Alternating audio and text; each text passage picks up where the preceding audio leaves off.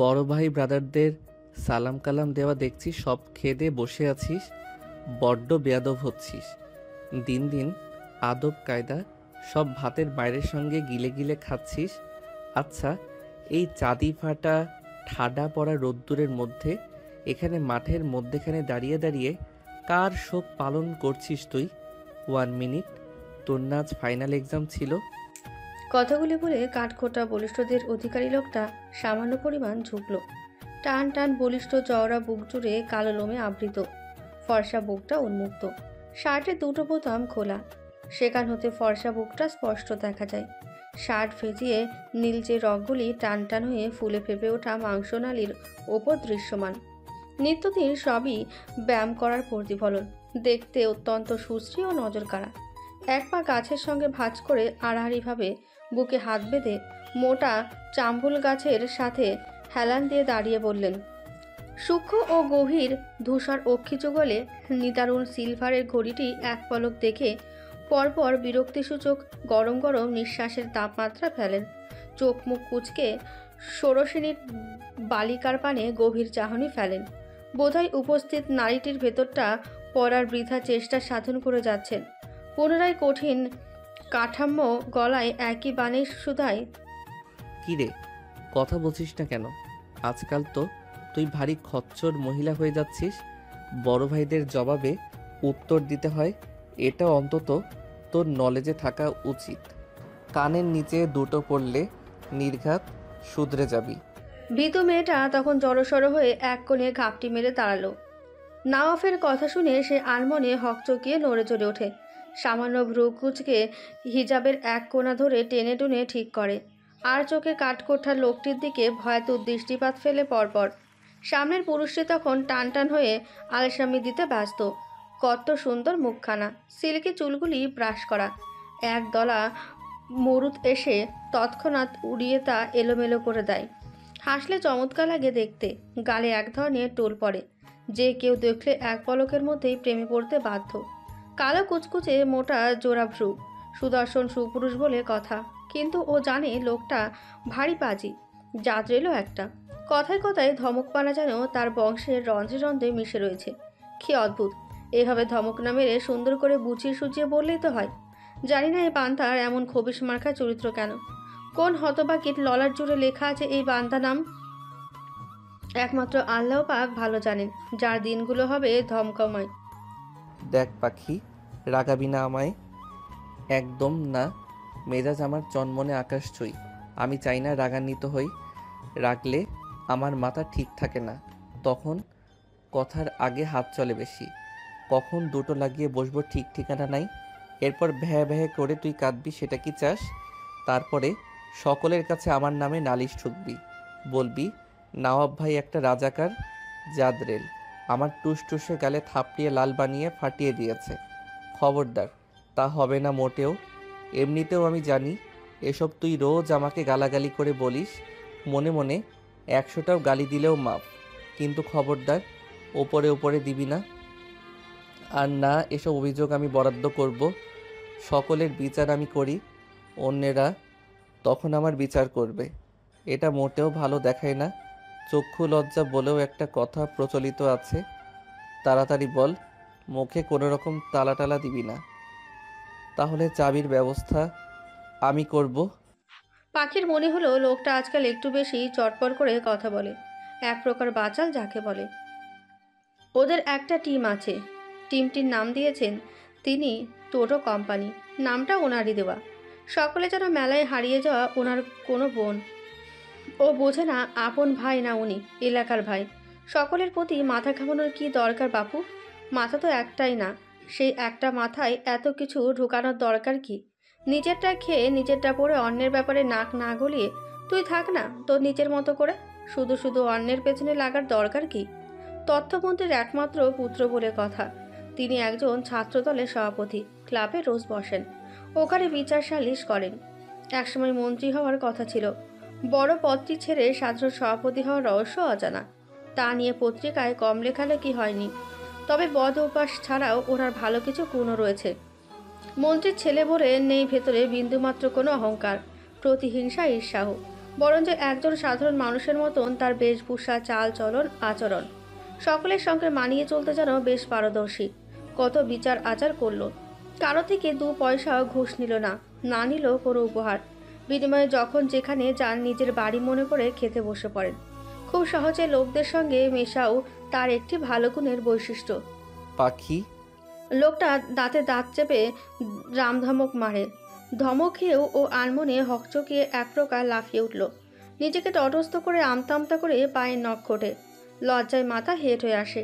কি করে মুখ ফুটে বলে সে যে পরীক্ষার ফিস দিতে পারিনি বলে স্যার এক্সাম হল থেকে বের করে দিয়েছেন? এছাড়া ওর কাছে প্রবেশপত্রও নেই। আমাকে রাগাবি না পাখি, বিপদ কিন্তু তোরই হবে। ছটফটিয়ে ওঠেও অশান্ত মুখে গড়গড় করে বলে দেয়। স্যার ক্লাস থেকে বের করে দিয়েছেন। ঝটপট কথা বলার ভঙ্গিটা যেন অতি দ্রুত ট্রেনের মতো শোনালো। রেলগাড়িও বুঝি অত দ্রুত চলে না, যতটা দ্রুত তার বচনগুলি গলদেশ হতে বেরিয়ে এলো। এখন লোকটার প্রত্যুত্তরে কীরকম প্রতিক্রিয়া দেয় সেটা দেখার বিষয়। বুকের আড়াআড়ি ভাত ছেড়ে লোকটা এবার সিরিয়াস ভঙ্গিমায় দাঁড়ালো। শার্টের কলার টেনে টুনে ঠিক করে বলে উঠল, কেন? লজ্জায় ওর মাথা কাটা যাচ্ছে। কি করে বলবে টাকা দিতে পারেনি, এজন্য সকলের সামনে অপমান করে বের করে দিয়েছে। পাখি, উত্তর চেয়েছি, ভাবতে বলিনি। বাপরে, ঠান্ডা গলায় কি কঠিন হুমকি! এভাবে ধমকানোর কি আছে? একটু সুন্দর করে বললেই তো হয়। খাটাস পুরুষ লোক কোথাকার, নারীদের সম্মান দিতে জানে না। ও আমতা আমতা করে মাথা চুলকে উত্তর দিল, প্রবেশপত্র দেখাতে পারিনি তাই। কেন, টাকা দিসনি নাকি? না সব টাকা মেরে কামাল ভাইয়ের ঝালমুড়ি খেয়ে দে শেষ করে বসে আছিস? ওর মন গোর বিদ্রোহী চারণ প্রকাশ করে উঠল। বড্ড বলতে ইচ্ছে বোধ করলো। আমি ঝালমুড়ি খাই নওয়াফ ভাই, এটা চরম সত্যি কথা, অস্বীকার করব না। তাই বলে চুরির টাকা দিয়ে নয়। আব্বা রোজ 10 টাকা কি 20 টাকা করে দেয়, তা দিয়ে খাই। তাহলে চুরি করব কেন? অথচ শুকনো মুখে বুলি তুলল। অর্ধেক দিয়েছি, বাকি অর্ধেক আব্বার সবজি বিক্রি হলেই দিয়ে দিতাম। হেড স্যারের স্বাক্ষর এনেছিলি? হ্যাঁ, কিন্তু কাগজ আনতে ভুলে গেছি। বেয়াক্কেল মহিলা কোথাকার। অন্যদিকে মুখ ঘুরিয়ে ছেলেটা গরম গরম তপ্ত শ্বাস ফেলে নিজেকে শান্ত রাখতে চায়। এই জেনারেশনের মেয়ে হয়ে এমন বোকা নির্বোধের মতন কাজ করার জন্য তার অদম্য এক ইচ্ছে জাগ্রত হলো, কানে নিচে দুটো ঠাস ঠাস করে লাগিয়ে দিতে। নিজের অদম্য ইচ্ছেটাকে আপাতত জলাঞ্জলি দিয়ে শান্ত থাকতে প্রয়াস চালায়। বড় বড় দম ফেলে জিজ্ঞাসা করে, কোন স্যার বের করেছে? আর্থিক স্যার। আয় আমার সঙ্গে। কোথায়? তোর শ্বশুর বাড়ি। জলদি আসবি, না কোলে তুলে আনতে হবে। নত মুখে কুণ্ঠা জড়িত কণ্ঠে শুধায়, আসছি। এক্সাম হলে যখন নাওয়াব ঢোকে তখন ওর হাতের মুঠোয় পাখির ছোট্ট হাতখানা বন্দি। দুজন স্যার ছিল। নওয়াবকে দেখে দাঁড়িয়ে গেল, তড়িঘড়ি সালাম ঠুকলো। আসসালামু আলাইকুম। আরে নওয়াব ভাই যে, বসুন বসুন। এই কামরুল, যাও রফিককে খবর দাও, 1 কাপ দুধ চা পাঠাতে বলবে, কেমন? সাথে মাখনের বিস্কুট। আমি এখানে চা মাখনের বিস্কুট খেতে আসিনি, না বসতে এসেছি। কিছু ঝামেলা মিটমাট করতে আসলাম। এখানে কার্তিককে। উনি তো ক্যাপ্টেনে চা খেতে গেলেন, মায়েই গেছেন। আপনি বসুন ভাই, আমি লোক পাঠাচ্ছি ডেকে আনতে। বসবো না, জলদি ডাকুন। হ্যাঁ হ্যাঁ রফিক, জলদি কার্তিক স্যারকে ডেকে পাঠাও। জি স্যার, যাচ্ছি। ভাই আপনি বসুন না। নওয়াব বসলো না, দাঁড়িয়ে দাঁড়িয়ে ফোন টিপে কানে ব্লুটুথ। পাখির হাত ছেড়ে ওর হাতে এক্সাম পেপার ধরিয়ে দেয়, সাথে প্রশ্নপত্রটি দিয়ে বলে, যা লিখতে থাক, যা বোঝাপড়া করার আমি বুঝবো। কি সাংঘাতিক কথাবার্তা! যা বোঝাপড়ার উনি বুঝবে কেন? উনি কি হয় ওর? ওর জিজ্ঞেস করতে পারল না, এবং কখনো তেমন সাহস আর সঞ্চয় হয়ে উঠবেও না। যে প্রকারের ভীতু সে। ক্লাসের সবচেয়ে ভীতু তালিকায় যদি কারো নাম আগে থেকে থাকে, সেখানে তার নাম অনায়াসে সবার আগে নিঃসন্দেহে থাকবে। ও ভয়ে ভয়ে একবার আর চোখে আতাউল স্যারের দিকে তাকিয়ে ফের নাওয়াফের মুখের দিকে তাকায়। বাজখাই গলায় তখন কাঠকোটা লোকটা ধমকে শুধায়, আমার কি নতুন করে রূপ জ্বালিয়েছে? কি দেখছি সমন করে দাঁড়িয়ে দাঁড়িয়ে? যেতে বলছি যা, তোকে এভাবে মুখদর্শন দিতে বলিনি, লিখতে বলছি।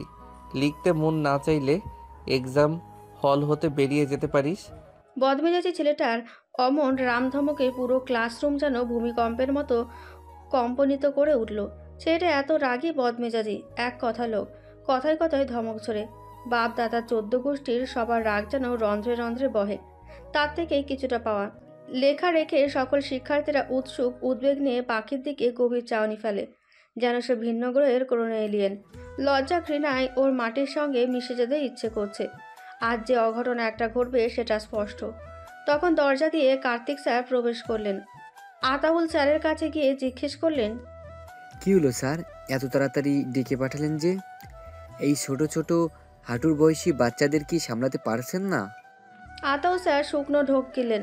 কার্তিক স্যার আর চোখে একবার নাওফের দিকে তাকিয়ে ইশারায় জানতে চান, এই যুবককে? নাওফ টেবিলের ওপরে থাপ্পড় মেরে রক্তিম চোখজোড়া নিয়ে শুধায়, আমি যেই হই, আগে বলুন, একজন শিক্ষার্থীকে এক্সাম হল থেকে বের করার মতন দুঃসাহসিকতা কোথায় পেলেন আপনি? কার কথা বলছেন আপনি? অনন্যা রহমান পাখি, পিতা মানিক রহমান। কথা ক্লিয়ার? অ্যান্সার চাই। 1 মিনিট, এইসব কথা জিজ্ঞেস করার আপনি কে? বাইরের লোকের কাছে এসব কৈফিয়ত আমি কেন দেব? নাওফ মুখ চিবিয়ে চিবিয়ে নিপুণ ওষ্ঠাভাজে তাচ্ছিল্যতা স্বরূপ বিদ্রুপ হাসল। আমি কে? ওয়েট। ফোন কেটে কাউকে মেসেজ করলো সে। মিনিট 2 পর হেড স্যার হন্তদন্ত পায়ে ফ্যাকাশে মুখখানা নিয়ে শ্রেণীকক্ষে উপস্থিত হলেন। দ্রুত ওর সন্নিকটে এগিয়ে এলেন। নাওফের দিকে তাকিয়ে প্রশ্ন তোলেন, কি হয়েছে বাবা? আমি কি কিছু ভুল করলাম? স্বয়ং শিক্ষামন্ত্রী আমাকে চাকরি খাওয়ার চক্কর দেখাচ্ছেন। একটা কথা বলুন স্যার, যেসব স্টুডেন্টের এক্সাম ফি দেওয়ার সামর্থ্য নেই তাদের জন্য ফ্রি প্রবেশপত্রের ব্যবস্থা করা হয়েছে কিনা বলুন। হ্যাঁ। হাতের ইশারায় পাখিকে দেখালো। তাহলে ও পেল না কেন? চুপ করে আজ থাকবেন না, উত্তর দিন। সেদিন আমি 500 স্টুডেন্টের পরীক্ষার ফি দিয়ে গিয়েছিলাম। সেসব কি সব পকেটে চালান করেছেন নাকি কিছু অবশিষ্ট আছে? অবিলম্বে হকচকিয়ে উঠে থতমত খান হেড স্যার। আমতা আমতা করে মুখ চিবিয়ে বলেন, না না, তা করব কেন? এখন সমস্যা কি হয়েছে সেটা বলো বাবা। এই যে পাখি মেয়েটাকে দেখেছেন, ওর বাবা একজন হত দরিদ্র কৃষক। সবজি বিক্রি করে ছেলে মেয়েকে পড়ালেখা করান। পুরো টাকা দিতে না পেরে অর্ধেক ফি দিয়ে ও আপনার সাইন এনেছিল। ভুলবশত সাইনের কাগজের টুকরো নিয়ে আসতে ভুলে গিয়েছে। সেই জন্য আপনার সহকারী শিক্ষক তাকে এক্সাম হল থেকে বের করে দিয়েছে। আজ যদি মেয়েটা পরীক্ষা না দিতে পারতো তার একটা বছর গ্যাপ চলে যেত। জানতেন কিনা বলুন? এটা বার্ষিক পরীক্ষা ছিল। এরপরেও মেয়েটাকে বের করা অনুচিত ছিল। কার্তিক স্যার মাথা চুলকে বলেন, স্যার, আমি সব দোষ করি। আমি আমার ডিউটি পালন করছি। প্রবেশপত্র ছাড়া পরীক্ষা দেওয়া যাবে না, এসব নিয়ম তো আপনি তুলে ধরেছেন। চিপাই পড়ে হেড স্যার নাইমুদ্দিন হাঁসফাঁস করেন। চিনচিনে গলায় বেদরে কাশেন। হাত জোর করে হাঁটুর বয়সী ছেলের কাছে ক্ষমা চান। আমার ভুল হয়ে গেছে বাবা। পেপার আর কুয়েশন দিয়ে দাও মেয়েটাকে। তার আর প্রয়োজন পড়বে না, আমি দিয়ে দিয়েছি অনেক আগেই। কথা বলে লোকটা বড় বড় পা ফেলে কার্তিক স্যারের কাছে যান। কত টাকা ফি? জি, 300 টাকা পরীক্ষার ফি, আর 6 মাসের বেতন 360 টাকা। কত টাকা দিয়েছে ও? শুধু পরীক্ষার ফি দিছেন। ঠিক আছে, 500 টাকা রাখুন, বাকিটা ফেরত দিতে হবে না।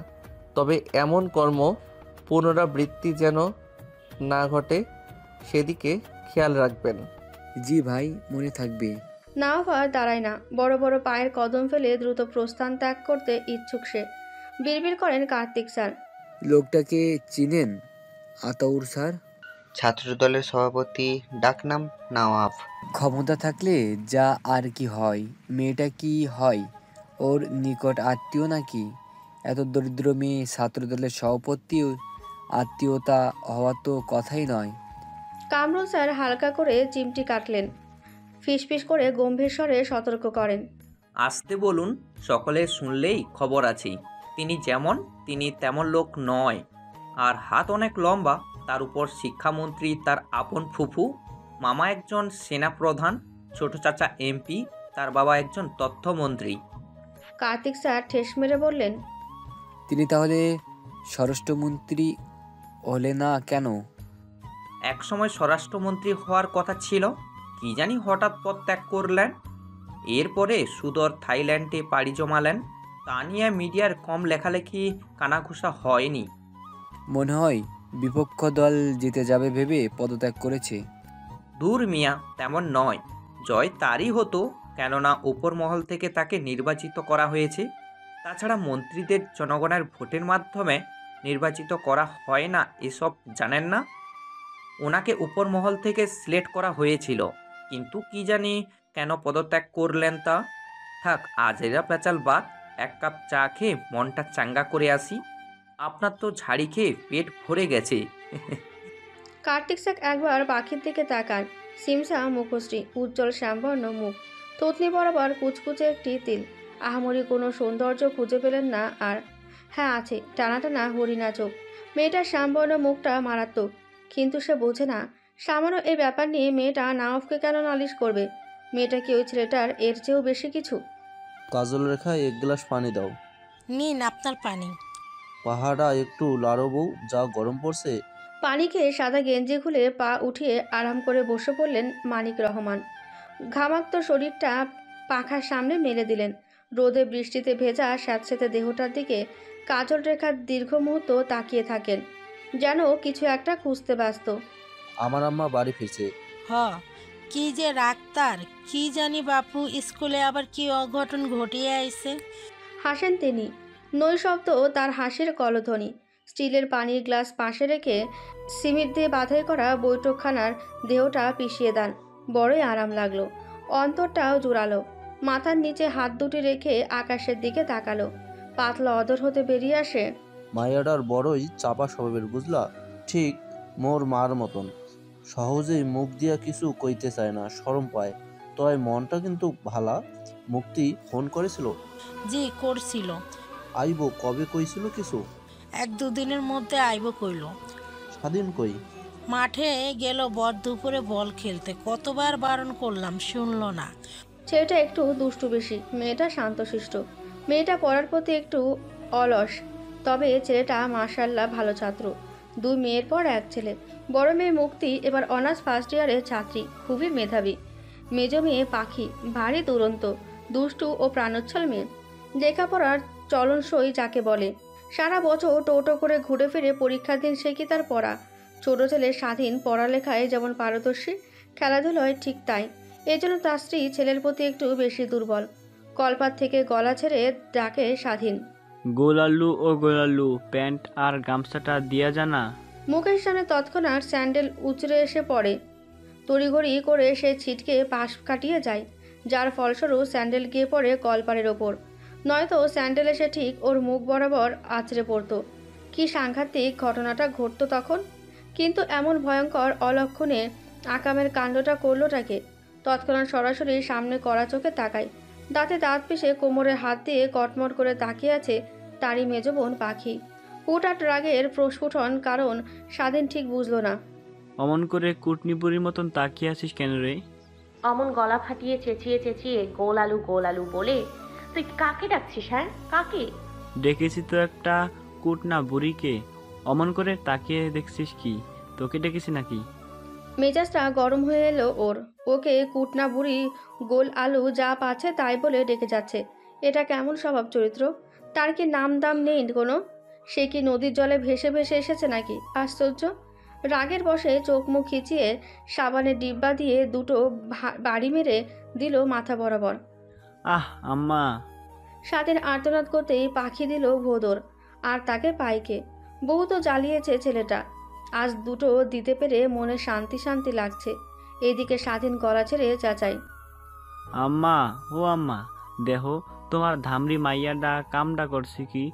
ওরে বাপরে, মাথাটা ফাটিয়ে দিল রে। কাজল রেখা ব্যস্ত চলনে দ্রুত ছুটে আসেন, হাতে তার গাবের ডাল। কই গেল লাট সাহেবের বেটি? সারাদিন ভাই বোন দুইটা সাপে বেজির মতো লাগিয়াই থায়, মিল্লা জিল্লা থাকতে পারে না।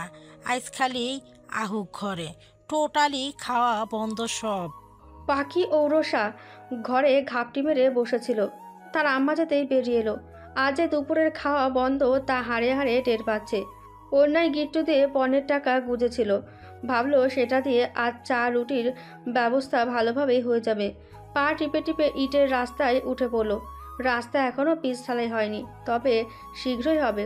মন্ত্রীর বাসা পর্যন্ত পিচ ঢালাই করা, তারপর থেকে ইটের রাস্তা। এবছর সবে কাজ ধরেছে, পিচ ঢালাই করবে বলে। হঠাৎ এক চ্যাংরা পোলা ওর সম্মুখে এসে সালাম ঠুকে বলল, আসসালামু আলাইকুম ভা। আচমকা পাখি আটকে উঠল, অবিলম্বে বুকে থুতু ছিটাই। পুরোটা বলা শেষ হলো না, সেই মুহূর্তেই সাফিন এসে অয়নের মুখ চেপে ধরে পাখির দিকে দাঁত বের করে হেসে অয়নকে টানতে টানতে কিছুটা দূরে নিয়ে যায়। পাখির আশ্চর্য লাগে, ফ্যালফ্যাল করে চেয়ে থাকে। সাফিন কটমট করে নয়নকে শুধালো, আপা বল শালা, ভাই জানলে থুতনি ছিঁড়ে ফেলবে। জি আপা। ফের পাখির সামনে গিয়ে দাঁত কেলিয়ে জিজ্ঞেস করে, আপা কোথায় যাচ্ছেন? ওদের ফিসফিসানির শব্দ ওর কর্ণে ঢুকলো না। ওর শত ভেবেও আর কাজ নেই, পেটটা ক্ষুধার জ্বালায় চৌচো করছে। ওকে আগে শান্ত করা প্রয়োজন। ফের একই কথা বলল নওয়াফ, ভাইয়ের চালা দুটি। ও চরম বিরক্তি প্রকাশ করে বলল, নাচতে যাচ্ছি, আপনারা যাবেন নাচতে? দাঁত কেলিয়ে পোকলা দাঁতে হাসে সাফিন, বোকা বোকা মুখে মাথা চুলকে বিড়বিড় করে, ভাই তো বাসায়, তাহলে কার সঙ্গে নাচবেন আপনি? পাখি পুরোটা শুনল না। ওর খেয়ে দিয়ে কাজ নেই যে আজাইরা কথা শুনবে। পা বাড়ালো দোকানের দিকে। বাড়ির সামনেই মুদির দোকান, যাবতীয় সব কিছু এই দোকানেই পাওয়া যায়। আলু থেকে আদা কোনো কিছুর বাদ নেই।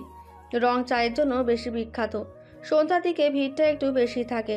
সর্বক্ষণ নওয়াব ভাই ও তার পোলাপান এখানে থাকবেই। জোয়ান ছেলেপেলে বসা কঠিন নিষিদ্ধ, হাতে গোনায় কয়েকজন ব্যতীত, কেননা তাদের বাড়ির সামনে মূলত দোকানটি। জোয়ান যুবতী দুজন মেয়ে রয়েছে বাড়িতে। লোকে ডিস্টার্ব করবে ভেবে বড় করে সাইনবোর্ড টানিয়ে রাখা হয়েছে, যুবকরা দোকান হতে দূরে থাকো। এতে অবশ্য মনে মনে দোকানের প্রতি সে অনেক কৃতজ্ঞ। মোবাইল রিচার্জও করা হয়। আক্কাস আর কুদ্দুস দুজন ভাই মিলে দোকানটি পরিচালনা করে। আক্কাস চা বানান, কুদ্দুস কাস্টমার আসলে তাদের যাবতীয় প্রয়োজন মেটান। আকাশের অবস্থা ভালো নয়, দোকানে কোনো মানুষ নেই। এই ফাঁকে পাখি কাঠের বেঞ্চের ওপর পা তুলে বসে পড়ল। আকাশ ভাই, এক কাপ ঝাক্কা নাক্কা লবঙ্গ আদার মিশ্রণে ঝাল রং চা দিও তো, সঙ্গে একটা 5 টাকা দামের বন রুটি দিও। কুদ্দুস রুটি দিতে দিতে শুধায়, কি গো পাখি আপা, আজ দুপুর চা খাইতে চলে আইলা?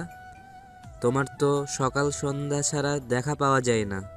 ঘরের গিন্নি বলে দিয়েছে আজ দুপুরের খাওন বন্ধ, না খাইয়া তো থাকতে পারুম না, তাই তোমার দোকানে রং চায়ের স্বাদ নিতে চলে আইলাম। আকাশ শুকনো মুখে বলে, খুব ভালো করেছো, তবে খালি পেটে চা খাওয়া ঠিক না, পেটে গ্যাস্ট্রিক হইব। আনমনেও মাথা নাড়ে, এক চুমুক দিয়ে চা পাশে রাখে। সুদূরে দুটো নেড়ি কুকুর মারামারি করছে, দুজনে পাল্টাপাল্টি আক্রমণের সৎ পরামর্শ করছে যেন। ওটাই ওর মনোযোগ সম্পূর্ণ আকর্ষণ করলো। পাশেই দপ করে কেউ একজন বসলো, চুল ঝাঁকিয়ে গম্ভীর গলায় হাঁকে, আক্কাস ভাই আদা দিয়ে 1 কাপ রং চা দাও। চিনি ক চামচ দেব? চিনি ছাড়া দাও। নওয়াবকে দেখে পাখি থুতনি নিচু করে রাখে, মাথায় ঘুমটা টেনে দেয়। চুপচাপ রুটি দিয়ে চা ভিজিয়ে খাচ্ছে। ভুরুম ভুরুম করে ভাইব্রেশন হচ্ছে মুঠোফোনটি। ফোন বের করে সাইডে দাঁড়িয়ে কথা বলে পুনরায় বেঞ্চে বসে পড়লো সুঠাম দেহের লোকটি। পায়ের ওপর পা তুলে একবার পাশে বসিত মেয়েটার দিকে তাকিয়ে চাইতে চুমুক বসায়। সঙ্গে সঙ্গে ছালে চোখ মুখ তৎক্ষণাৎ খিচিয়ে ওঠে। চোখ বন্ধ করে পুরো চাটা শেষ করে বিল মিটিয়ে দিতে গিয়ে বলে ওঠে, এত আদা দিলা চাতে, ঝালের জন্য জিভ জ্বলে যাচ্ছে। জানতা ঝাল আমি খেতে পারি না, তবুও দিলা। কি কও? তোমারে তো এখনো পর্যন্ত চাই দিইনি, ঝাল দিয়া চা বানাইছি পাখির জন্য। তুমি এইটা খাও, নয়তো আবার। পুরো বেকুব বনে গেলেন সে। আর চোখে মেয়েটাকে দেখে নিল একবার। লজ্জায় মেয়েটা রক্তিম মুখখানা নিয়ে নিচু বদনে বসে আছে। নওয়াব মুখ চেপে কতক্ষণ নির্মূল বানে চেয়ে রইল। আচমকা অধর বাঁকিয়ে হেসে ফেলল। লজ্জায় লালচে হওয়া লাল গালগুলো তার ভীষণ পছন্দ। ইস, কবে যে ওই গালে তার স্পর্শ লেপটে দিতে পারবে। আক্কাস ভাই দাও 100 টাকা, পুরাটা রাখো। পাখির থেকে চায়ের দাম নিও না, পুনরায় একটা বানিয়ে দিও। ঠিক আছে। সুপারি গাছ কেটে চালি বানানো হয়েছে একদম রাস্তার সঙ্গে লাগিয়ে। সেখানে এক প্রকার লাফ মেরে উঠে বসলো সে। তখন ওনার চালা সাফিন প্রশ্ন করে বসলো, ভাই চায়ের স্বাদ কেমন ছিল? অমৃত। স্পেশাল মশলা ছিল বুঝি? কেমন মশলা? ও তোরা ছোট মানুষ বুঝবি না, বড় হ তখন বুঝবি। মাথা চুলকে সাফিন বিড়বিড় করে, আমরা তো বড়ই ভাই। বড় না তুই, এই তোর গোপ জ্বালিয়েছে, জ্বালাইনি তো। যখন জ্বালাবে তখন তুই বড় হবি। এই জীবনে বুঝি আর তা হবে না, কারণ তার বংশের কারোরই গোফ নেই। এক প্রকার নেরো মৌলবী যাকে বলে। এদিকে নাওয়াফের গভীর ধারালো তীক্ষ্ণ দৃষ্টি স্থির থাকে দোকানে বসে থাকা নজর করা মানবীর দিকে। সুপারি গাছে চালিতে বসে এক মনে দোকানটিতে তার দৃষ্টি আটকিয়ে থাকে। গোলাপি ওড়না পরিহিত মেয়েটা কথার ফাঁকে ফাঁকে নাজুক হাসে, হাত নাড়িয়ে নাড়িয়ে কিছু একটা বলে, যা শুনে আকাশ লাল দাঁত বের করিয়ে হাসেন। বুকে আড়াআড়ি হাত পেতে মেয়েটার পা থেকে মাথা পর্যন্ত সূক্ষ্ম দৃষ্টিতে দেখেন তিনি। হঠাৎ পাখির চোখ বিদ্ধ হয় চালিতে বসে থাকা কাঠখোট্টা লোকের ওপর। চোকাচোকি হতেই অমনি মেয়েটার বুকটা মৃদু কম্পন মেরে উঠল। থকপক করে লাফাচ্ছে বক্ষের অভ্যন্তরে। অমন শিকারী বাজের মতন গভীর চাহনি যেন ওর ভেতরটা পড়ে ফেলে। ক্ষণকালের মধ্যে দেহের রন্ধ্রে রন্ধ্রে ছড়িয়ে পড়ে শিরশির করে শীতল শিহরণ নামক এক অদ্ভুত অনুভূতি। ও বেশিক্ষণ স্থায়ী হতে পারল না। বিল মিটাতে গেলেই আকাশ ভাই সুধান, তোমার বিল দেওয়া লাগবে না, নাও ভাই, বিল দিয়া দিচ্ছি। আমার বিল আমি দিবেন, উনি দিলেন কেন? সেটা ওনাকে গিয়ে জিজ্ঞাসা করো। ওই অদম্য সাহস তার কোনো কালেই হয়ে উঠবে না। এমনিতেই ভিতুতে তাকে নোবেল দেওয়া যাবে। ওড়না ঠিকঠাক করে নাফের সামনে দিয়ে পিনপিন করে হেঁটে চলে যায়। নাফের কঠিন তীক্ষ্ণ দৃষ্টিতে যেন ওর ভেতরটা ঝলসে যায়। পাখির দৃষ্টির সীমার বাইরে যেতে নাফ সাফিনকে শুধায়, একটা ভালো দেখে গান লাগাতো। জি ভাই, লাগাচ্ছি। সাফিন বেছে বেছে ইউটিউব ঘেটে একটি গান ছাড়লো। ভাবলো গানটা ভাইয়ের বেশ মনে ধরবে। কে জানতো বেচারা নিজের বিপদ নিজেই ডেকে আনবে। চুমকি চলেছে একা পথে, সঙ্গী হলে দোষ কি তাতে। আচমকা ওর গালে কষিয়ে থাপ্পড় পড়লো একটা। সাফিন ক্ষণকাল মুহূর্ত তবদাক দিয়ে রইল। মাথা যেন ভো ভো করে ঘুরছে। এক গালে চাপা যেন অপর গালের চাপার ভেতরে ঢুকে গেছে। বেচারা ভোলাভালা মুখটা নিয়ে ফ্যালফ্যাল দৃষ্টিতে চেয়ে আছে। বুঝলো না তার অপরাধটা কি। এই গান শোনাস আমারে? ছি, ইজ্জত থাকবে কিছু? লোকে বলবে কি ভালো গান স্যার। ঠিক আছে, সাফিন বিড়বিড় করে বলে, সেটা সুন্দরভাবে বুঝিয়ে বললেই তো হতো। বাপরে, গাটা এখনো টনটন করছে। ফের গান চাইল সে, আমার সোনার বাংলা আমি তোমায় ভালোবাসি। গানটা পুরোপুরি শেষ অবধি হয়নি। গানের মধ্যে এইবার পড়লো দু গালে একসাথে দুটো চড়। বেচারার মুখটা হয়েছে দেখার মতো। কেঁদে দেবে দেবে এমন ভাব, মুখ ফুটে পিনপিন করে বলল, এবার তো মানুষের মতো গান ছেড়েছি ভাই, তবুও মারলেন। গালটা ভীষণ জ্বলছে। এই গান শুনলে আমার মনের ভিতরে কোনো অনুভূতি আসে? হাদারাম, বাংলাদেশে এত গান থাকতে তোর নজর পড়লো গিয়ে জাতীয় সঙ্গীতের দিকে। শালা গর্ধব কোথাকার, ইজ্জত শেষ করে দিবি। নেক্সট চালু কর। আর মারবেন না তো? সেটা তোর উপর নির্ভর করবে। সেটা ভয়ে ভয়ে পুনরায় একটি গান প্লে করে। আর চোখে আবার চায় একবার নাওয়াফের দিকে। নাওয়াফের দৃষ্টি আপাতত মূর্ধা বাড়ির দিকে। ওটা যে তার হবু শ্বশুরবাড়ি বলে কথা। একটা ছিল সোনার কন্যা, মেঘ বরণ কেশ, ভাটি অঞ্চলে ছিল সেই কন্যার দেশ। দু চোখে তারা হারে কি মায়া, নদীর জলে পড়ল কন্যার ছায়া। তাহার কথা বলি, তাহার কথা বলতে বলতে নাও দোলাইয়া চলি। কন্যার ছিল দীঘল চুল, তাহার কেশে জবা ফুল, সেই ফুল পানিতে ফেলা কন্যা করলো ভুল। কন্যা ভুল করিস না, ও কন্যা ভুল করিস না, আমি ভুল করা কন্যার সঙ্গে কথা বলবো না। এবার আর নাওয়াফের আশপাশেও বসলো না সাফিন। বেশ করে উচিত শিক্ষা হয়েছে তার। এত ঘন ঘন চর খাওয়ার অভ্যেস আগে পরে নেই। গালটা যেন চ্যাপটা হয়ে গিয়েছে। নিজের ভালো পাগলেও বোঝে, যদি আবার থাপ্পড় টাপড় পড়ে কিছু, সেই ভয়েই দূরত্ব বজায় রেখে বসলো। তবে সেরকম কিছুই ঘটল না। তবুও সাফিন দু কদম দূরে গিয়ে বসলো। এই লোককে সে এক বিন্দু পরিমাণও বিশ্বাস করে না। যার কথার আগে হাত চলে তাকে তো ভয় পাওয়ারই কথা। তখন ভয় লাগে ভীষণ। এই বান্দার বাম হাত হওয়া সত্ত্বেও তাকে বুঝে উঠতে পারেনি আজ অবধি। তা নিয়ে কম দুঃখ নয় তার। 24 ঘন্টা ছায়ের মতন সঙ্গে থেকেও তবুও লোকটার আদি অন্ত মনোভাব বোঝা দুঃসাধ্য। কখন আবার দু একটা পড়ে বসে ঠিক ঠিকানা নেই। আর চোখে দেখে একবার লোকটাকে, না, পুরাই মজে আছে। বোঝা গেল গান পছন্দ হয়েছে। চোখ বন্ধ করে গভীরভাবে কি যেন ভাবে। শক্তপোক্ত দেহের পুরুষটি কল্পনার জগতে বিভোর। সে দেখে তার চেতনার চোখে ষোড়শী প্রাণাধিকাকে, যার পরনে লাল টুকটুকে শাড়ি, লতানো কোমরে রূপার বিছা, ফর্সা চরণ দুটি আলতা মাখা, সেই চরণে বাজে ঝুনঝুন করে রূপার নূপুর, কাজল মাখা আঁখি দুটোই রাজ্যের মায়া ঘিরে, রক্তিম লাল অধর দুটি তত্তর করে নড়ে। ওর দিকে তাকিয়ে ষোড়শী কন্যা নাজুক হাসে। মুহূর্তের মধ্যেই তার বুকটা ধক করে কেঁপে ওঠে, কলিজা শুকিয়ে আসে। এ কি মরণ যন্ত্রণার বান ছুড়ল ষোড়শিনী। হঠাৎ বুক ধরে বিড়বিড় করেন তিনি, খাইছস রে পাখি, খাইছস আমারে, শেষ কইরা দিলি পুরাই। সাফিন আতকে উঠল। ও ভাই, আপনার বুকে কি হইছে? এমন করেন কা? বুকে ব্যথা করে? নাওয়াফের দৃষ্টি ভ্রম কেটে যায়, বাস্তবে ফিরে শার্টের কলার টেনে টেনে ঠিক করে বলে, কই কিছু না, ও তোর ভাবির কথা মনে পড়ছিল, তাই একটু ইমোশনাল হইয়া পড়ছিলাম। সাফিন দাঁত বের করে হাসলো। এই ছেলেটা হাসলে তার ফোকলা দাঁত দেখা যায়। খারাপ লাগে না তখন দেখতে, মোটামুটি ভালোই লাগে। ভাই, গান পছন্দ হইছে? মোটামুটি। ভাই মোটামুটি বলছে মানে চলনসই। তবুও সে খুশিতে গদগদ হলো। তোর গালে ব্যথা করছে? হ, একটু। ট্রি হোমে গিয়ে ফ্রিজ খুলে বরফ লাগিয়ে নিস। আচ্ছা। আকস্মিক ওরই একজন চেলা রতন নামক একটি ছেলে অপরিচিত একটি ছেলেকে ঘাট টেনে নাওয়াফের সম্মুখে এনে দাঁড় করালো। নাওয়াফ এক ভ্রু উঁচিয়ে জিজ্ঞেস করে, মালটা কে রে? ভাই, এই মালটা গত কয়েকদিন ধরে ভাবির বাড়ির দিকে উকিঝুঁকি দিচ্ছে। আজকে বাগে পাইছি, তাই শালাকে ধরে নিয়ে আসলাম। নাওয়াফ ছেলেটার দিকে তাকিয়ে জিজ্ঞেস করে, নাম কি? রবিউল। এলাকায় নতুন? জি ভাই। ছোট্ট ভাই, তোমার টুনটুনি হারানোর বড্ড শখ জেগেছে নাকি? ছেলেটি বুঝলো না।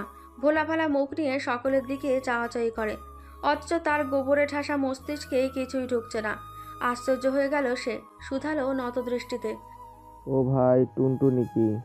লে কচি খোকা, কিচ্ছু বুঝে না। মায়ের কোলে হিসু করে বাবুটা, হাহা। বলি, এখনো ফিডার খাও? ফিডার? সকলে গা দুলিয়ে হেসে উঠল। নাওয়াফ ওদের দিকে কটমট করে তাকাতেই মুখ বন্ধ হয়ে গেল। তোদের দাঁত বেশি বড় হয়ে গিয়েছে না? দাঁড়া, ছোট্ট করার ব্যবস্থা করছি। আগে এটার ব্যবস্থা করি। এই আবালটা টুনটুনি চিনতেছে না, ওর একটু বুঝাইয়া দে তো টুনটুনি কি। শালা সব বালসাল আমার দ্বারে আইয়া পড়ে। দাঁড়ান ভাই, আমি দেখতেছি। সাফিন গিয়ে রবিউল ছেলেটার জায়গা মতন একটি লাথি বসালো। মুহূর্তের মধ্যে ছেলেটা আর্তনাদ করে উঠল। ও কিরে টেনি পক্ষীর সাউ, এবার বুঝেছিস টুনটুন কি? ছেলেটা মাথা দুলিয়ে বোঝায়, কি ভাই? ওরে কি শাস্তি দেওয়ান যায়? ভাই, ওরে 2 ঘন্টা ঝুলায় রাখেন। না, ওইটা ওর জন্য সহজ হইয়া যায়। তই একটা কাজ করো, ওরে ক্লাবে নিয়ে চেয়ারের সঙ্গে হাত পা বাঁধবি, বুকে টেপ মারবি, পুরা 2 ঘন্টা ওরে হিরো আলমের গান শোনাইয়া তারপরে ছাড়বি, ঠিক আছে? কথা ক্লিয়ার? যা তোরা। জি ভাই। ছেলেটি নাওয়াফের পা জড়িয়ে ধরলো। না ভাই, আমারে ছাইরা দেন, আমি আর কিছু করুম না, আর ওকেও দিতাম না। চুপ শালা, আর একটা কথা বললে জায়গা মতন আরো 2টো পড়বে, তখন ম্যা ম্যা করে চিল্লিয়ে কুল পাবি না। সেটা কি চাস? না চাইলে চুপচাপ বিনোদন নেই। পুরো ঘন্টা 2 যাবৎ রবিউল নামে ছেলেটা বসা। গান শুনে কানের অবস্থা নাজেহাল, মুখটা কাঁদো কাঁদো অভিপ্রায়। ফ্যালফ্যাল দৃষ্টিতে সাফিন আর রমিজের দিকে তাকায়। রমিজ হলো নাওয়াফের ক্লাব দেখা শোনা করার কর্মচারী, অথচ ওদের দুজনের কোনো ভ্রুক্ষেপ নেই। উৎকর্ণে হেডফোন গুজে তারা লুডো খেলতে মহাব্যস্ত। এমন অবস্থায় কি করে ওরা লুডো খেলতে পারে তার ছোট মাথায় ঢোকে না। দুনিয়াতে এত গান থাকতে তাকে হিরো আলমের গান কেন শোনাতে হবে? এটাই কি তাহলে তার শাস্তির ধরন? এটা আবার কেমন ধরনের শাস্তি? সাউন্ড প্রুফ করার কারণে বাইরে সুর বের হচ্ছে না, যার কারণে পুরো রুম কাঁপছে। রবিউল আর নিতে পারছে না, তার মাথা ধরছে। নাফ আসলো কিছুক্ষণ পর। সাফিন দাঁড়িয়ে সালাম ঠুকলো, চেয়ার টেনে বসতে দিল তাকে। চেয়ারে পায়ের ওপর পা তুলে রাজকীয় স্টাইলে বসলো। দেশলাই দিয়ে সিগারেট ধরিয়ে 2টো টান বসিয়ে নিকোটিনের ধোঁয়া নাক মুখ দিয়ে উড়ালো। ছোট করে শুধান তিনি, ছোট ভাই, শখ মিটে গেছে এত তাড়াতাড়ি? অসহায়ের মতন ছেলেটা হাত জোর করে বলল, মাফ করুন ভাই। পাখি কি হয় তোর? ভাবি। হুম, শুধু ভাবি না, পুরা এলাকার ভাবি। ও হলো আমার সম্পত্তি, আমার, বুঝলি? আর তার ওপর কেউ যদি ভাগ বসাতে আসে না, সোজা জিভ ধরে টেনে ছিঁড়ে ফেলবো, কথাটা যেন মাথায় থাকে। জি ভাই, থাকবে। যা, মায়ের বুকে ফিরে যা। ফের যেন এই এলাকার ধারে কাছেও তোরে না দেখি। যদি দেখি জ্যান্ত পুঁতে ফেলবো। সাফিন দড়ি খুলে দিতেই ছেলেটা ঝড়ের গতিতে জীবন নিয়ে পালালো। নাওফ গা ঝেড়ে উঠে দাঁড়ালো। এক গ্লাস পানি দিয়ে মুখ কুলি করে সাফিনের সামনে গিয়ে দাঁড়ালো। দেখ তো নিকোটিনের গন্ধ আসে কিনা এখনো মুখ থেকে। না ভাই, বুঝিস কিন্তু। সত্যি কইতাছি ভাই। শরীরে দামি পারফিউম মেখে সুথান তিনি। থাক তোরা, আমি একটু শ্বশুরবাড়ি চক্কর মেরে আসি। তোদের ভাবিরে 5 ঘন্টা 37 মিনিট 4 সেকেন্ড যাবৎ দেখি না, বুঝলি? কলিজাটা ধরপড় ধরপড় করে লাফায়। যা, একটু শান্ত করে আসি। সকাল সকাল খেজুরের গুড় দিয়ে তৈরি পিঠা নিয়ে ক্লাবের উদ্দেশ্যে রওনা দিলেন তিনি। চটিচোরা সাইজের তুলনায় একটু বেশি শব্দ হয়, তবুও পাল্টানোর নামগন্ধ নেই। পরে যে আরাম পান, এটাই অনেক প্রশান্তি, তৃপ্তিদায়ক। পুরো নাম মানিক মির্ধা, লোকে মানিক রহমানও ডাকে। সেটা যে যার ব্যক্তিগত খুশি। লোকে মানিক বলেই স্বাচ্ছন্দ্য বোধ করেন বেশি। বয়স হলেও শরীর এখনও তরতাজা, শক্তপোক্ত। দাড়ি গোঁফ সবে পাক ধরেছে। পেশায় একজন কৃষক। নিচে জমিতে সবজি বুনে তা বাজারে বিক্রি করে ভালোই লাভবান হচ্ছেন। গতকাল মেয়ের মুখে নাওফের কথা শুনলেন। বড়ই উপকারী ছেলে, গ্রামেরই। তার সাথে বেশ ভাব আছে। ছেলেটার ভেতরে কিছু একটা আছে। অল্পতেই লোকদের নিজ আয়ত্তে আনতে পারে। কথার জালে ফাঁসিয়ে আবার আটকেও দিতে পারে। 10 জনের 10 কথা, তার এক কথায় প্রকার। পুরুষের মতো পুরুষ 10 জন লাগে না, একজন হলেই যথেষ্ট। যেমন নাওয়াফ। ছেলেটা বেশ লম্বা, স্বাস্থ্য সুস্থ ভালোই, মোটা তাজা। লোকজনের উপকার অনায়াসে করতে ভালোবাসেন। রোজ সকালে তার থেকে সবজি নিতে আসে। তাজা তাজা সবজি ওনার মায়ের নাকি বেশ পছন্দ। ছেলেটা গ্রামবাসীর সকলের কম বেশি উপকারে আসে। এলাকার সকলেই তাকে যথেষ্ট মান্য করে। জনকল্যাণ ক্লাবে বিচার সালিশ করে। পাশাপাশি নিজের কয়েকটি বড় বড় রেস্টুরেন্ট, ইলেকট্রনিক শোরুম, হোটেল রয়েছে। এসব নিজ অর্জনে নয়, দাদার কর্তৃত্বে পেয়েছে। গ্রাম ও সমাজে তার আলাদা একটা সম্মান রয়েছে। তার ওপর দিয়ে কেউ কথা বলে না। তার সিদ্ধান্তই চূড়ান্ত সিদ্ধান্ত। বাপ চাচার সূত্র থেকে আরেকটা পাওয়ার আছে। একসময় তার পূর্বপুরুষেরা জমিদার ছিল। সবে নাওয়াফ ট্রি হোম হতে বের হয়েছে। জঙ্গলের ভেতরে ট্রি হোমে থাকতে তার আলাদা এক প্রশান্তি লাগে।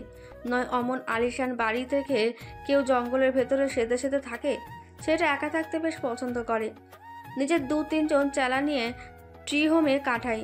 এত বড় আলিশান বাড়ি থাকতেও জঙ্গলের মধ্যে ট্রি হোমে থাকায় ছেলের এমন ব্যবহারে কষ্ট পেতে পেতে একটা সময় পরিবার হাল ছেড়ে দেন। বড়ই ঘাড় তারা। বলে কয়ে লাভ নেই। হাত মুখ ধুয়ে ক্লাব ঘরের উদ্দেশ্যে বেরিয়ে পড়ল। পথে মানিক মৃধার সঙ্গে দেখা। আসসালামু আলাইকুম চাচা, ভালো আছেন? ফোলা ফোলা চোখ দুটির দিকে তাকিয়ে মানিক রহমান মৃদু হাসলেন। বুঝলেন সবেই ঘুম থেকে উঠেছে ছেলেটা। 7টা বাজে সবে। ওয়ালাইকুম সালাম। জি বাবাজি, আলহামদুলিল্লাহ ভালো আছি। তোমার দাঁড়িয়ে যাইতেছিলাম, যাক পথের মধ্যে দেখা হইয়া ভালোই হইল। তোমার চাষি খেজুরের গুড় দিয়া নাক ঢোলা পিঠা বানাইছে, তোমারই কইল দিয়া আইতে। শুকনো মুখে অধর ছড়িয়ে হাসে নাওয়াফ। হাস্যবান অধর আওড়ায় নাক ডলা পিঠা। হাহা করে হেসে উঠলেন মানিক রহমান। বড়ই রসিকতাপূর্ণ মানুষ। হাসি সর্বদা যেন মুখের ভাজে ভাজে লেগেই থাকে। সমবয়সীদের চেয়ে ছোকরাদের সঙ্গে তার বেশি খাতির। বিশেষ করে নাওয়াফ আর তার ভাইরার ছেলে নিখিলের সঙ্গে। এদের সঙ্গে আড্ডা দিয়ে তার সময়গুলি বেশিই কাটে। নাক ডোলা পিঠা বুঝলা না? ওই চুই পিঠাকেই নাক ডোলা পিঠা কইলাম আর কি। শুকনো মুখে নাওয়াফ ম্লান হাসলো। চলেন ক্লাবে, একসঙ্গে খাওয়া যাবে। না না, এমন সময় নাই, খেতে যাইতে হইব। ঘেরে মাছ ছাড়ুম, কত কাম কাজ রয়েছে বাড়িতে। ধুর মিয়া, ওইসব কাম কাইজ আমি করে দিব, আসেন তো। নাওয়াফ মানিক রহমানের হাত টানতে টানতে এক প্রকার ক্লাবে নিয়ে চলল। ক্লাবের সামনে আসতেই ছেলেপেলেরা জোড়ায় জোড়ায় সালাম ঠুকলো। আসসালামু আলাইকুম ভাই। ওয়ালাইকুম আসসালাম। সালামের উত্তর দিয়ে ও চেয়ার টেনে নিজেও বসলো। ওনাকেও বসতে দিল। নিন বসুন দুদু। এখনো দুদু কও? সম্পর্কে আমি তোমার খালু লাগি। একই এলাকার প্রতিবেশী হিসেবে আমার দুদু তো লাগেন, হাহা। তা বটে, তা বটে। যাই হোক, দুদু বলে অভ্যস্ত, খালু বলতে পারবো না। মানিক রহমান কিঞ্চিত হাসেন। সামান্য একজন কৃষক হয়ে স্বয়ং মন্ত্রীর পুত্রের কাছ থেকে এত সম্মান ভালোবাসা পেয়ে তার মনটা খুশিতে আবেগাপ্লুত হয়ে পড়লেন। অতি আনন্দে বাকবাকুম হয়ে উঠল। হেসে চেয়ারে বসলেন। নাফ ডাকলো, রবি যা 2টো প্লেট নিয়ে আয়। জি ভাই। প্লেট নিয়ে আসতেই পিঠা বক্সতে বের করে দুজনে খেলেন। বাকিটা ছেলেপেলেকে ভাগ করে দিলেন। না ওয়াপ, এখন যাই বাবা, রোদ্দুর উঠলে আবার খেতে যাইতে পারুম না। তার উপর মায়াডার শরীরটা ভালো না। চট করে নাফ ঘাড় ঘুরিয়ে তাকালো। সিরিয়াল হলো। এক মুঠো উদ্বেগ উত্তেজনা নিয়ে জিজ্ঞেস করলো, কি হয়েছে পাখির? এনার্জি না জার্নি, ঠেলার্জির জ্বালায় মাইয়াটা সারা রাত ঘুমাইতে পারল না। তার উপর হাত পা চাপায়। ডাক্তার দেখাননি? জামু একটু বেলা হইলি, এখন উঠি। অয়ন দেখ তো ফার্মেসি খুলছে কিনা। ভাই করিম ডাক্তারের ফার্মেসি সকাল সকালই খুলে।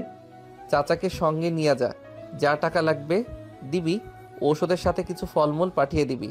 না না, এসব কইতে হইব না। কি বলেন চাচা, আমি আপনার নিজের লোকই। আপনি আমাকে আপন না ভাবলে কি হবে? আমি কিন্তু আপনাকে আব্বুর নজরেই দেখি। অয়ন ফিসফিস করে সাফিনের কানে বলল, দেখলি ভাই কৌশলে কেমনে সম্পর্কের মোড় ঘুরিয়ে দিল। বিয়ের আগে আবার শ্বশুরবাড়ির পিঠাও খাইলো। হায় হায় ভাই, তার কপাল 5 আঙ্গুল নয় রে পাগলা, 6 আঙ্গুল 6 আঙ্গুল। সাফিন ধমক মারল, চুপ যা শালা, ভাই শুনে ফেলবে। সকাল 9টা। তালুকদার বাড়িতে সচরাচর কেউ 9টার পর ছাড়া ঘুম থেকে ওঠে না। বৃদ্ধারা উঠলেও ফজরের সালাত আদায় করে আবার শুয়ে পড়েন। বৃদ্ধ বলতে এই বাড়ির গিন্নি লতিফা বেগম। বড়ই ঠান্ডা প্রকৃতির মানুষ, রসিকতা করতে বেশ পছন্দ করেন। প্রবীণ বলতে তিনি একমাত্র বেঁচে আছেন। তার স্বামী অনেক আগেই গত হয়েছেন। নাস্তার পর্ব তাদের চলে ঠিক 11টায়। এটা যেন তাদের একটি অভ্যেস। এই পরিবারের মধ্যে 4 ভাই ও 2 বোন। বড় ভাই মৃত মেজবান তালুকদার, তিনি একজন সংসদ সদস্যের গণ্যমান্য তথ্যমন্ত্রী। এক ছেলে ও এক মেয়ে। মেয়ের নাম নোভা, ছেলের নাম নাওয়াফ তালুকদার, পুরো নাম শাহরিয়ার নাওয়াফ। সেজল ভাই একজন বিজনেসম্যান, ছোট ভাই এমপি। বড় বোন স্বামী সন্তানসহ ইটালি থাকেন। ছোট বোন ঢাকায় আছেন, তিনি একজন শিক্ষামন্ত্রী। তাদের পরিবারের রাজনীতি সেই পূর্বপুরুষদের হতে চলে আসছে। গ্রামে থাকে 3 ভাই।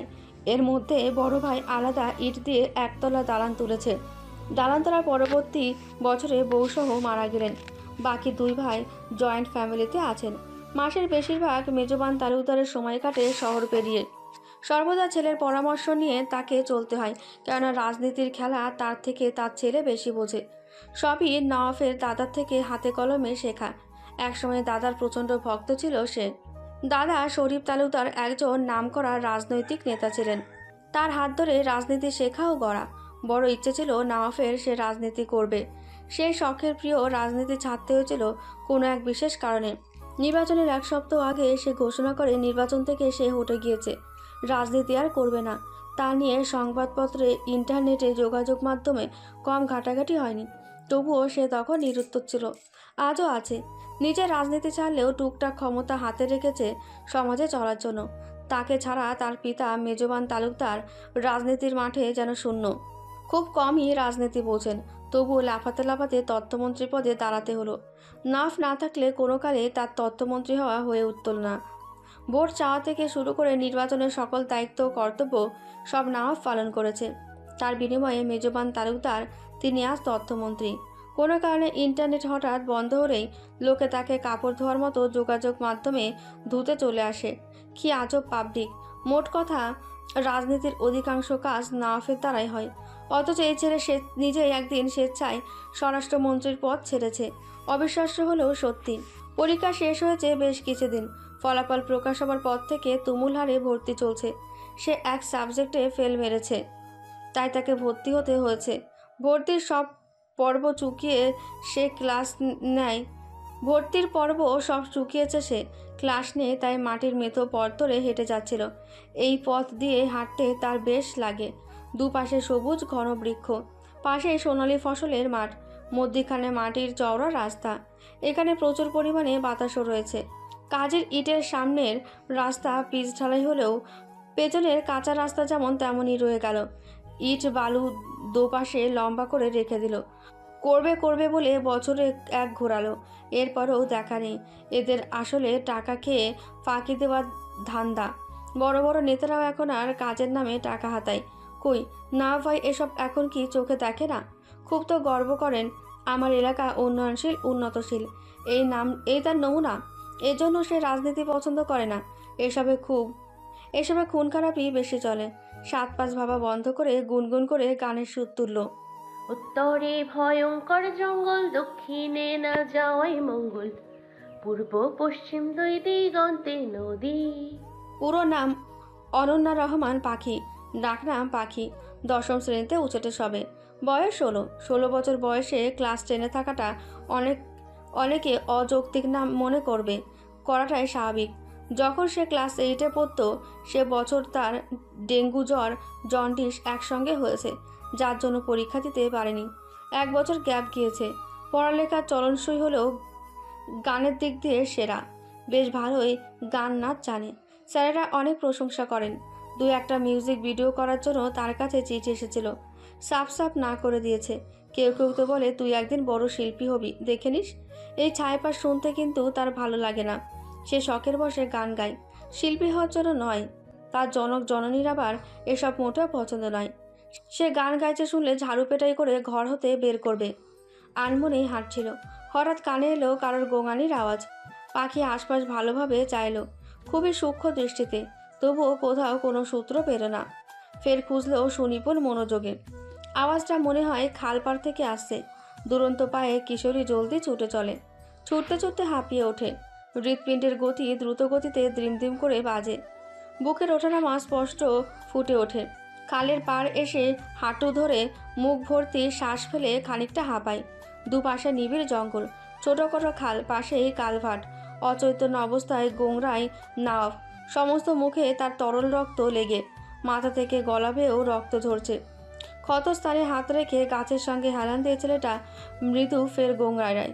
পাখি দ্রুত ছুটে আসে। নাফের শরীরে রক্ত দেখে সে আটকে ওঠে। অশান্ত মনে ভয়ে আতঙ্কে চিৎকার দিয়ে উঠল তৎক্ষণাৎ, নওয়াব ভাই। দুর্বার শরীরে ছেলেটা পিনপিন নজরে তাকায়। এত নিকটে প্রিয় মানুষটির মুখখানা দেখে তার চিত্ত জুড়ে যেন রঙিন প্রজাপতি উড়ে বেড়ায়। শরীরের ব্যথা ক্ষণকাল মুহূর্তের জন্য গায়েব হয়ে প্রফুল্লতা ফেরে। পাখি নাওয়াফের মাথাটা সযত্নে নিজের কোলে তুলে নেয়। নিজের হিজাবের কণা দিয়ে রক্ত মুছতে চেষ্টা করে, শরীর ঝাঁকিয়ে শুধায়, নওয়াব ভাই। ছেলেটা উত্তর দেয় না। আতঙ্কে পাখির মুখ নীল হয়ে আসে। এমনিতে সে রক্ত দেখতে পারে না। মাথাটা ঝিমঝিম করছে ও ভারী লাগছে। দৃষ্টিগুলি ভীষণ তার ঝাপসা ও অস্পষ্ট হয়ে আসে।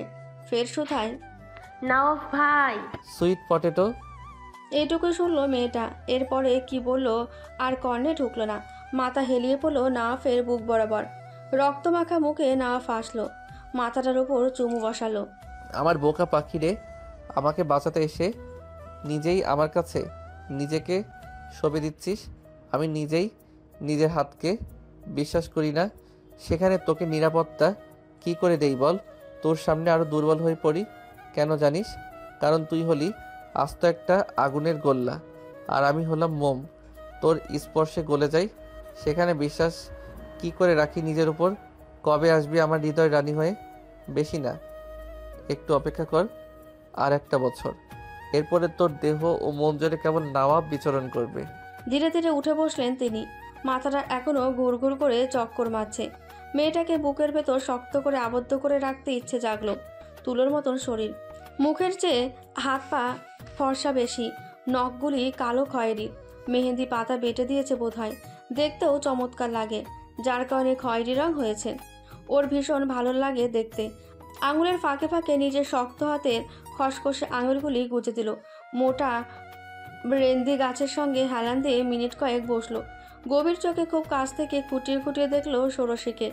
এত দেখে তবুও যেন ও তৃষ্ণা মেটে না। কি এমন আছে এই মুখে? আহামরি কিছু অন্বেষণ করেও পেল না। তবু অশান্ত মন তার জন্য পাগলামি করে উতলা হয়। মরিয়া হয়ে ওঠে কেন উত্তর পেল না। কেবল মন বলল, একেই চাই। তন্মধ্যে পুরুষালী কিশোরের গলা ভেসে আসে, নব ভাই, আপনি কোথায়? শাফিন, তোর হাতের বাম পাশে। এ কি ভাই, আপনার এই অবস্থা কেন? আর ভাবির কি হয়েছে? উনি ঠিক আছে তো? একসাথে এত প্রশ্ন করলে কোনটা রেখে কোনটা উত্তর দিব বলতো? দুঃখিত ভাই, আপনি ভাবিরে আমার কাছে দেন, এরপরে আস্তে আস্তে উঠে দাঁড়ান। না হিংস্র হায়নার মতন চোখ রাঙালো, তর্জনী আঙুল উঠিয়ে শাসালো, খবরদার তুই ওকে একটু পরিমাণ ছবি না। একদম জানে মেরে ফেলবো। ওর শরীরে ওর বাপ ভাই ব্যতীত যদি কোনো পুরুষের ছোঁয়া থেকে থাকে, সেটা হবে কেবল আমি নওয়াফের। তৃতীয় কোনো পুরুষ ওকে স্পর্শ করার স্পর্ধা দেখালেও তার আঙুল আমি নওয়াফ কেটে ফেলবো। দুঃখিত ভাই, ওরা কয়জন ছিল? ঠিক দেখিনি, হঠাৎ পিছন থেকে আক্রমণ করে বসে শালার পোতেরা। আমিও প্রস্তুত ছিলাম না, তবে মাদার চোদ্দের একবার পাই ওর কলিজা ছিঁড়ে নেব। ওরা সাবেক মন্ত্রীর ছেলে পেলে হবে। আপনাকে আক্রমণ করার জন্য তো সবসময় উৎ পেতে থাকে, দেখেন না? ওই কুত্তারা ছাড়া আর কেউ না ভাই। এখন আপনার চিকিৎসা দরকার। ফার্স্ট এইড বক্স নিয়ে আয়। বেশি আঘাত না, অল্প ব্যান্ডেজ করে বিষ ব্যথার ওষুধ খেলেই সেরে যাবে। যতক্ষণ ধরে সাফিন ব্যান্ডেজ করছিল, নাভ ছাড়েনি মেয়েটাকে। বুকের ঠিক মধ্যেখানে ঢুকিয়ে রাখলো। দু চোখ ভরে দেখে নিল বোকা ভীতু মেয়েটাকে। এত ভীতু কেন মেয়েটা?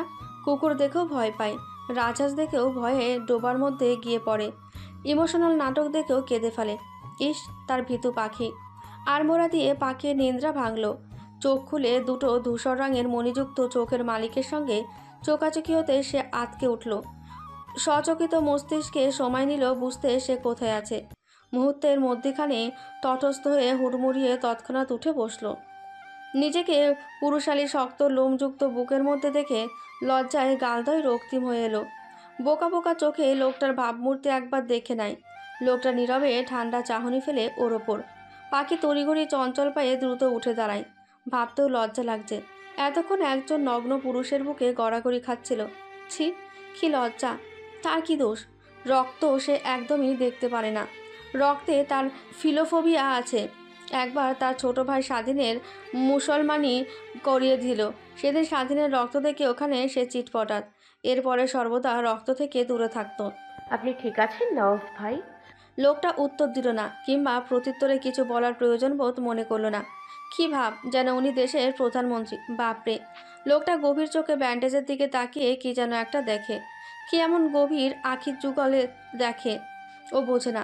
লোকটার মতিগতি বোঝা যথেষ্ট যন্ত্রণাদায়ক। ও কি চলে যাবে? না, এখানে বসে থাকবে। পাছে যদি লোকটা আবার ধমক দিয়ে বসে? বেচারি পড়েছে মাইন্দা চিপায়, পায়ের নখ দিয়ে মাটি খুঁড়ে, হাত কষলে উসকুস করে মিনমিন করে বিড়াল ছানার মতো ঝিমই। গলা উঁচিয়ে বলে, ও নওয়াফ ভাই, এখন তো আপনার চালাইছে, আমি চলে যাই। তোরে কেউ ধরে রেখেছে নাকি? কি আশ্চর্যতাই সাংঘাতিক কথাবার্তা! ধরে নিশ্চয়ই রাখেননি তিনি। না বলে গেলে উল্টো মুখ ঘুরিয়ে বলতো, পাখি, তুই তো আচ্ছা বেয়াদব হয়ে যাচ্ছিস। দেখলে আমি এখানে আহত হয়ে পড়ে বসে আছি, আর তুই ভালো মন্দ না বলে চোরের মতন পালিয়ে যাচ্ছিস। ছি, এই তোর মানবিকতা আচার ব্যবহার? ও বেশ করে জানে নিশ্চিত এমনই বলতো লোকটা। হাড়ে হাড়ে চেনা আছে তাকে। ছোট ছোট পায়ে ফিরবার পথ ধরে। চট করে নাফও উঠে দাঁড়ায়। মেয়েটার পাশাপাশি খুঁড়িয়ে খুঁড়িয়ে হাঁটে। পাখির বড্ড বলতে ইচ্ছে করলো, আপনি হাঁটবেন না নওয়াফ ভাই, যান বিশ্রাম করুন। কিন্তু মুখে কিছুই বলল না। অতিরিক্ত কথা বলে যদি কানের নিচে দুটো পড়ে। এমনিতে কথার আগে লোকটার হাত চলে। কিছুদিন আগে নওয়াব ভাই নাকি কলেজে পড়ুয়া কোনো এক কিশোরীকে দুটো চড় মেরেছে। তা নিয়ে এক তুমুল কাণ্ড ঘটেছিল। পাকা রাস্তা রেখে মাটি রাস্তায় কি প্রেম করতে এসেছিস? ছি ছি ছি, তবা তবা! প্রেম তাও তারেক দিয়া, অন্য কাউরে দিয়া হলেও হতে পারে, কিন্তু এই বান্দাকে দিয়ে প্রেম? ভয়ে ছেলেদের সঙ্গে কথা বলতে তার হাঁটু কাঁপে। তার উপর তার মা জননী তো আছেই। যদি শোনে প্রেম করছে, ঝাঁটাই করে ঘর হতে বিদায় করবে। বিড়াল ছানার মতো মিনমিন করে বলে, না না না, বাড়ি যাচ্ছিলাম। ঘন ঘন নানা বাড়ি যাচ্ছিস, কাহিনী কি? ও বাড়িতে আবার কারোর সঙ্গে লাইন টাইন মারিস নাকি? একটু মেজাজ খারাপ লাগলো ওর। গাল ভার করে রইল। মন ঘোর প্রতিবাদ করে বলতে চাইল, নওয়াফ ভাই, আমি মোটেও লাইন মারি না। নানা বাড়িতে যাই কারণ সেখানে আমার সমবয়সীরা আছে, ওদের সাথে থাকলে ভালো লাগে। কিন্তু মুখে কিছুই বলল না। ওর মেজাজ খারাপ হলে কারোর সঙ্গে একদম কথা বলতে ইচ্ছে জাগে না। এটা তার একটি ভালো গুণ বলা চলে। তখন নীরব থাকতে স্বাচ্ছন্দ্য বোধ করে। পাশ কাটিয়ে দ্রুত চলে গেল। নাব কিশোরীর পথযুগলের দিকে দীর্ঘ মুহূর্ত চেয়ে রইল। বিড়বিড় করল, আমার বোকা পাখি।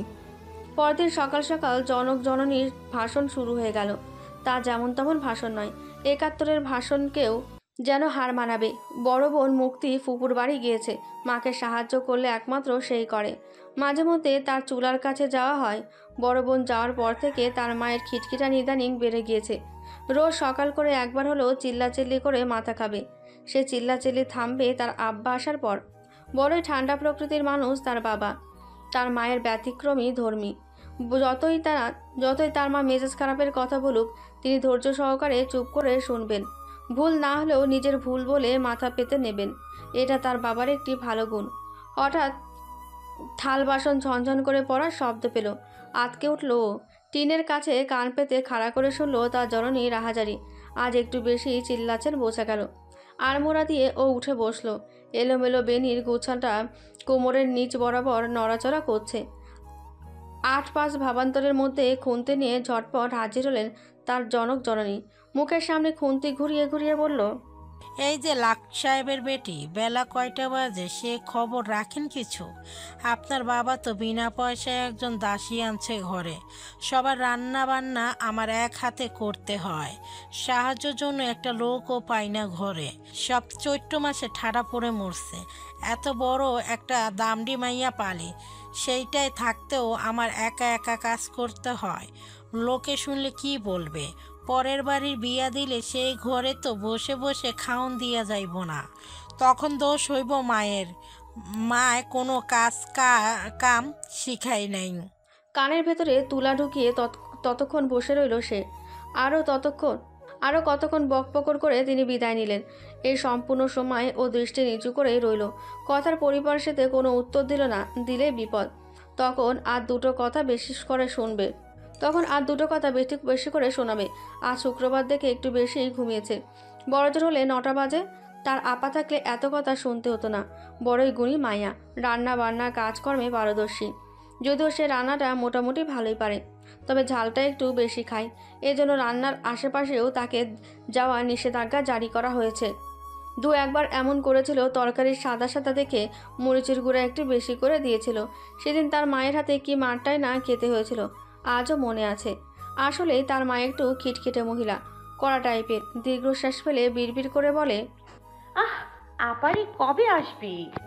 রান্নাঘর থেকে তৎক্ষণাৎ নিগুর গলার কড়া কণ্ঠে ভেসে এলো, এই যে নবাবজাদি পাখির রানী, আপনার ঘুম হলে একটু মুখ দর্শন দেন। যান সামনের ঘরে বৈঠকখানায় গিয়ে বসেন, আমি আসতেছি। আলু থালু মুখ নিয়ে সামনের ঘরে ও উপস্থিত হয়। গায়ের লং স্কার্ট, ঢোলাঢালা একটা ফতুয়া, ওড়না গলায় ঝুলিয়ে বৈঠকখানায় ব্লাশ নিয়ে বসলো। আলসেমি দিয়ে বলল, আম্মা কই আমনে? ডাইকা আবার গেলেন কই? কাপড়ে হাত মুছতে মুছতে উপস্থিত হলেন কাজল রেখা। রান্না এখনও তার চুলায়। যা নাফের সবজি ছিঁড়া দিয়া আয়, দেখ ছেলেটার আর কি কি নিতে চায়। ও আশপাশ উকি মেরে দেখে, কই লোকটা দেখছে না তো। কি উকিঝুঁকি মারস? ওনাকে তো দেখছি না। তোর মতো আজাইরা সময় বেকিতির নাই, খাস তো আর ঘুমাস, আর সারাদিন পুরা এলাকায় টই টই করে মুরব্বিগ মতন একখানা খোপা করে ঘুরে বেড়াস। হয়েছে তো 14 গোষ্ঠীর মতন। কাদের মর্ম বুঝবি কি কইরা? নাহাব সবজি খেতে আছে, টাটকা টাটকা সবজি দিবি, বুঝছ? যা। জিজ্ঞেস করলো কি আর কইল কি?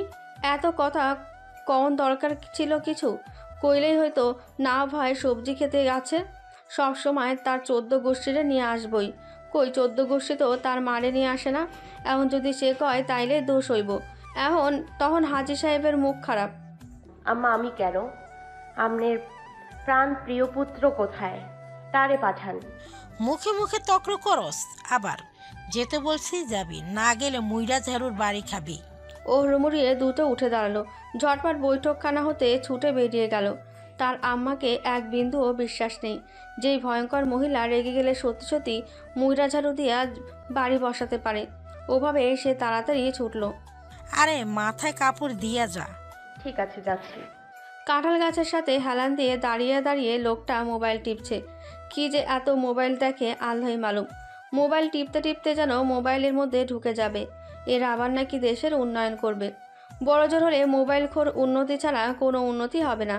খুব খুব করে ওকে সে মনোকর্ষণ করতে চাইল। মোবাইল পকেটে ভরে বুকে আড়াআড়িভাবে হাত বেঁধে সুধান তিনি। তোর যে যক্ষা রোগ আছে আগে জানতাম না তো। ভালো দেখে একটা স্বাস্থ্য কেন্দ্রে যাস। লোকটার কথা শুনে পাখি হতবিহলতায় হতভম্ব হয়ে পড়ল। আকস্মিক একটা ধাক্কা খেল। কোথায় তার যক্ষা? সে তো যক্ষা রোগীও নয়, কেবলমাত্র লোকটার মনোযোগ চাইতে হালকা কেসে উঠেছিল, আর তাকে কিনা যক্ষা রোগী বানিয়ে দিল। বজ্জাত খারাপ লোক একটা, সবসময় এক আঙুল বেশি বোঝে। বেশি ঘাটতে গেল না, বেশ জানে কথা বলে পারবে না লোকটার সঙ্গে, তার চেয়ে ভাবলো কথা না বলাই উত্তম। কথা বলার আগে লোকটা ধরে ফেলে কি বলবে, এমন আতঙ্কবাজ লোক থেকে দূরে থাকাই মঙ্গলকর।